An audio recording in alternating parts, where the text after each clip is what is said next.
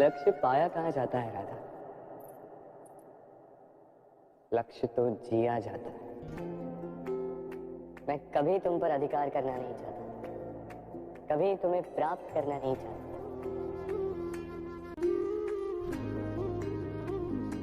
क्योंकि प्रेम भी लक्ष्य की ही भांति पाया नहीं, जिया जाता है। मेरी आराधना प्रीत हो मनमीत हो राधे मेरी मनमीत हो। अब इसी मूर्ति को देख लीजिए। जब कलाकार ने इसे रचा तब ये बहुत सुंदर थी, परंतु इसके पश्चात इसे संभाला नहीं गया। इसके स्वामी ने इसके देखभाल का कर्तव्य ठीक से नहीं निभाया और अब ये मूर्ति असुंदर लगने लगी। इसी प्रकार केवल कह देने से प्रेम नहीं हो जाता। इसके लिए आपको अपने कर्तव्यों को पूर्ण करना होगा। तो देश की रक्षा, परिवार और संबंधियों की सुरक्षा, संतान को संस्कार, जीवन साथी का आभार, ये कर्तव्य जब तक नहीं निभाओगे प्रेम से दूर होते जाओगे। तो यदि मेरे आसपास ये वृक्ष, ये पौधे, ये पुष्प देख रहे हैं आप, है ना सुंदर? क्योंकि आपने इन्हें देखा है। इसी प्रकार जब प्रेम की बात आती है लोग किसी का मुख स्मरण कर लेते हैं। ऐसी आंखें, वैसी मुस्कान, तिरछी भ्रूकुटी, घने केश, पर क्या यही प्रेम का अस्तित्व है? नहीं, ये उस शरीर का अस्तित्व है जिसे हमारी आंखों ने देखा और हमने स्वीकार कर लिया। परंतु प्रेम भिन्न है। प्रेम उस वायु की भांति है जो हमें दिखाई नहीं देता, किंतु वही हमें जीवन देता है। संसार किसी स्त्री को कुरूप कह सकता है क्योंकि वो उसे अपनी तन की आंखों से देखता है, परंतु संतान उसी माता को संसार में सबसे सुंदर समझती है क्योंकि वो भाव से जुड़ी। पर प्रेम कभी उस पन्ने पर लिखा ही नहीं जा सकता जिस पर पहले ही बहुत कुछ लिखा। जैसे एक भरी मटकी में और पानी आ ही नहीं सकता। यदि प्रेम को पाना है तो मन को खाली करना होगा। अपनी इच्छाएं, अपना सुख सब त्याग कर समर्पण करना होगा। अपने मन से व्यापार हटा दो, तभी प्यार मिलेगा। अथेर मन बड़ी ही विचित्र कृति है। यह मन शरीर के किस अंग में बसता है कोई नहीं जानता, किंतु संपूर्ण शरीर इस मन की इच्छा साकार करने के लिए प्रयास करता रहता है। अब यदि मन कुछ खाने का करे तो व्यक्ति उसकी वनोपवनों की इच्छा साकार करने का माध्यम ढूंढता रहता है। अब यदि मन किसी को शत्रु समझ ले तो व्यक्ति उसे नष्ट करने का हर संभव प्रयास करता है।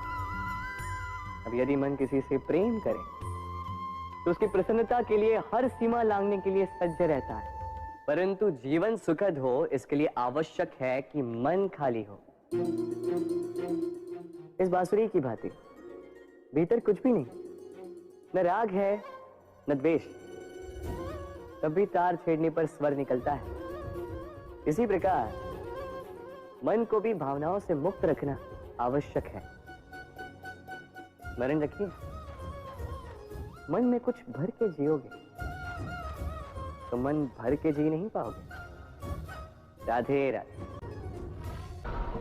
एक पिता के लिए उसकी संतान उसका गर्व है, उसका अहंकार है, और संतान के लिए उसके पिता उसका आदर्श, उसकी प्रेरणा। बिना कहे पिता संतान की हर इच्छा समझ जाता और उसे पूरी करने की चेष्टा करता। दूसरी ओर संतान सदैव प्रयास करता है कि अपने माता पिता को गर्वित करता है, किंतु यह बंधन एक स्थान पर आके टूट जाता। तब जब संतान स्वयं की इच्छा से अपना जीवन साथी चुनना चाहे। क्यों? कारण है संवाद की कमी। जब बात आती है संतान के विवाह की तो माता पिता सोचते हैं कि इसमें संतान से क्या पूछना, हम उसके लिए कुछ अनुचित तो चाहेंगे नहीं। और संतान का यह मानना होता है कि उसका भविष्य चुनना उसका अधिकार है। दोनों आपस में दुखी रहते हैं किंतु बात कोई नहीं करता। हम में ऐसा कोई नहीं होगा जिसने वृक्षों को ना देखा, वृक्षों पे इन पक्षियों को ना देखा, इनके घोंसलों को ना देखा, इन पक्षियों को अपने छोटे छोटे बच्चों को भोजन कराते ना देखा। संसार का सबसे ममत्व वाला दृश्य होता है। चिड़िया दूर से अपने चोंच में दाना भरकर लाती, स्वयं भोजन करने में असक्षम संतान की चोंच में डालती, स्वयं भूखी रहती, निस्वार्थ निश्चलता से। और जब संतान के पंख निकल आते हैं, वो उसे उड़ना सिखाती और उसके पश्चात उसे स्वतंत्र कर देती है अपना जीवन जीने के लिए, इस आकाश में उड़ान भरने के लिए। और हम मनुष्य क्या करते हैं? जिस संतान को हम पंछी की भांति पालते हैं, उसके पंख निकलते ही हम उसे बांध देते हैं, ये सोच के कि कहीं वो दूर उड़कर न चली जाए। ऐसा नहीं कि इस स्थिति में माता पिता को संतान से प्रेम नहीं है, अवश्य, किंतु इसमें प्रेम पर मोह भारी पड़ जाता है, जो स्वयं अपने और संतान के भविष्य के बीच में बाधा बन जाता है। हम ये भूल जाते हैं कि हम केवल जन्मदाता है, भाग्य विधाता नहीं। तो जब प्रेम में मोह आ जाए तो वो प्रेम नहीं, स्वार्थ बन जाता है। इसलिए प्रेम को पास रखिए और मोह को दूर। पाने और खोने का उपक्रम व्यापारी का होता है, पुजारी का नहीं। मेरी बांसुरी और तुम मेरे लिए पूजा हो रहा था। यदि कोई आपका प्रेम ठुकरा दे, यदि कोई आपका प्रेम समझ ही ना पाए, तो क्या होगा?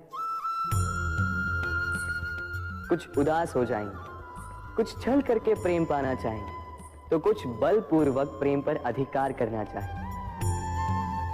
किंतु यह आवश्यक नहीं कि जिससे आप प्रेम करते हो उसे भी आपसे प्रेम, क्योंकि प्रेम कोई वस्तु नहीं है, न राज्य है न धन जिसे आप बल से अपने वश में कर सको। प्रेम वो शक्ति है जो आपके लिए हर बंधन तोड़ सकती है, किंतु स्वयं किसी बंधन में नहीं फंसती। तो जिससे भी आप प्रेम करते हो उसे स्वतंत्र छोड़ दीजिए, क्योंकि स्वतंत्रता ही वो भाव है जो जीव को सबसे अधिक प्रिय है। प्रेम सच्चा होगा तो उसे अवश्य समझ में आए। तब तक के लिए निस्वार्थ भाव से प्रेम कीजिए, स्वार्थ हट जाएगा तो प्रेम आ ही जाएगा।